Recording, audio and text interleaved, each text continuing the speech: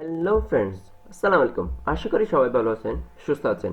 অবশেষে আরেকটি নতুন ইম্পর্টেন্ট ভিডিও নিয়ে উপস্থিত হয়ে গেলাম আপনাদের কাছে। আমি মোহাম্মদ জুনেদ। সো বন্ধুরা, আজকের ভিডিওতে আমি আপনাদের সাথে শেয়ার করতে চাচ্ছি যে কিভাবে আমাদের কম্পিউটার বা ল্যাপটপে টেক্সট সাইজ কিভাবে নির্ধারণ করব সে প্রসেসটা। বন্ধুরা, আমাদের মাঝে কিন্তু অনেকেই থাকে যে ছোট লেখা কিন্তু পড়তে পারে না, বা আমরা যদি কাউকে আমাদের পাশের জনকে বা আমাদের রিলেটিভ কাউকে যদি আমাদের কোনো কিছু আমাদের ল্যাপটপে কোনো কিছু দেখাতে যায়, সেক্ষেত্রে কিন্তু যাকে দেখাতে যায় সে কিন্তু ছোট লেখা ভালো করে পড়তে পারে না বা বুঝতে পারে না। সো সেক্ষেত্রে আমাদের লেখাটা কিন্তু বড় করতে হয়। তাই সেই বড় কিভাবে করবেন বা ছোট কিভাবে করবেন সেই প্রসেসটা মূলত আমি আজকে আপনাদের সাথে শেয়ার করব। সো বন্ধুরা, বুঝতে পারতেছেন যে আজকের ভিডিওটা কত ইম্পর্টেন্ট। তাই ভিডিওটি স্কিপ না করে সম্পূর্ণ দেখতে থাকুন।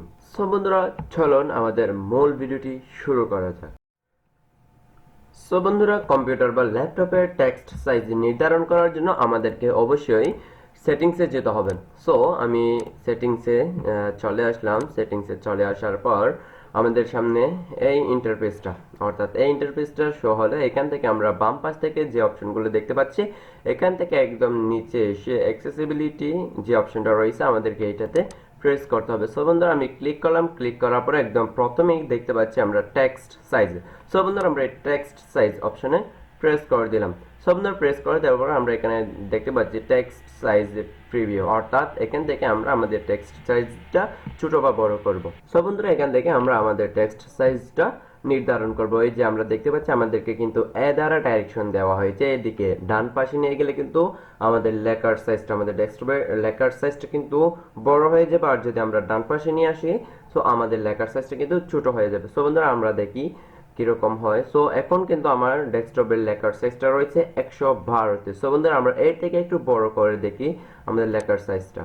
সো বন্ধুরা, আপনারা কিন্তু দেখতে পাচ্ছেন যে আমাদের উপরের যে লেখাটা রয়েছে সেটা কিন্তু আস্তে আস্তে বড় হয়ে যাচ্ছে। এই যে আমাদের এই লেখাটা একটু খেয়াল করেন, এখানে কিন্তু আমাদের এর সাইজটা কিন্তু বড় হয়ে গেছে আমরা এদিকে ডান পাশে নেওয়ার পর। সো আমরা এদিকে বাম পাশে নিয়ে আসলে কিন্তু আপনারা দেখতে পাচ্ছেন যে আমাদের লেখাটা ছোট হয়ে যাচ্ছে। সো বন্ধুরা, এখান থেকে আপনাদের প্রয়োজন অনুযায়ী আপনাদের লেখার সাইজটা নির্ধারণ করবেন।